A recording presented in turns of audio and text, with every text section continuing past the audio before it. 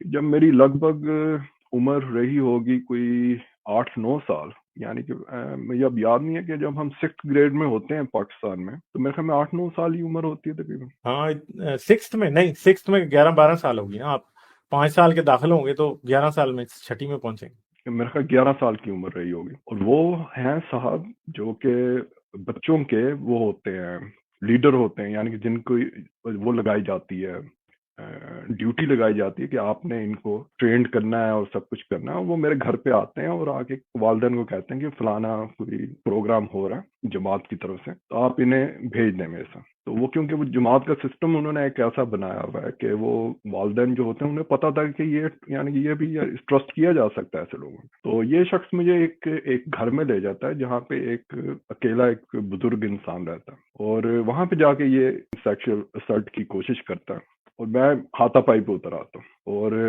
Definitely وہ میرے سے یعنی کہ وہ بڑا ایک نوجوان اڈلٹ انسان تھا، یعنی کہ اچھی خاصی مار کھاتا ہوں اس سے میں، مگر وہ کر نہیں پاتا وہ بیچارہ. آپ نے کسی کو بھی نہیں بتائی کبھی؟ آپ پیرنٹس کو نہیں بتا پائے یا کسی بندے پیرنٹس کو کو نہیں نہیں کر بتا پائے؟ پایا، یعنی کہ آج میں بڑے ہونے کے بعد یعنی کہ دوستوں میں تو بات کی میں نے، اور جماعت کے بھی دوستوں میں بات کی. آپ یعنی کہ عفاف افضل صاحبہ کو جانتے ہیں؟ جی میں آپ کے چینل کے ذریعے جانتا ہوں.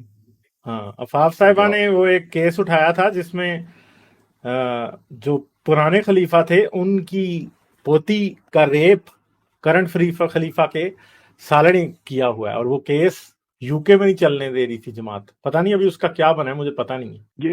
یہ جو آج میں بول پا رہا ہوں یہ اس خاتون کی وجہ سے تو ہمارے جیسے لوگوں کے منہ میں زبان آئی ہے. میں تو بھول گیا ہوا تھا، یہ تو چیزیں دفن ہو جاتی ہیں، یعنی کہ جیسے ہماری سائیکیولوجی کام کرتی ہے، یہ چیزیں تو ہمارے دفن ہو جاتی ہیں. وہ جو خاتون تھی انہوں نے جو ہمت دکھائی تھی، ندا کی وجہ سے، ندا اور نصر جو تھیں، ان کی ہمت دکھانے کی وجہ سے ایسے بہت سارے لوگ بولے، یہ خواتین بھی بولی ہیں اور مردوں نے بتایا، اور لوگوں نے، میں تو خیر چہرہ نہیں دکھا رہا، مگر لوگوں نے اپنی آئیڈینٹی کے ساتھ یعنی کہ بتایا کہ بھئی ہمارے ساتھ یہ ہوا، اور ان کے ساتھ تو باقاعدہ ریپ ہوئے. مگر خیر جیسے وہ ندا النصر صاحبہ کی بات نہیں سنی گئی تھی، اور وہ سب نے سنا کہ وہ کیسے خلیفہ نے یعنی اپنے سالے کو پروٹیکٹ کیا اور کیسے ان کو ہی دھمکا رہا تھا آگے سے. تو یہ کہاں کسی کو یعنی کہ وہ انصاف دے سکتے. اور ہم نے اس طرح کے بچوں کے ساتھ کیسز بہت سارے بچپن میں سنے تھے جو کہ رپورٹ ہوئے تھے. تو یہ لوگ یعنی کہ ایسے کیسز کو دبا دیتے ہیں. تو ایگزیکٹلی ایسا ہی ہے. چرچ بھی دباتا ہے، وہ مولوی اہل حدیث بھی دباتے ہیں، شیعہ بھی دباتے ہیں،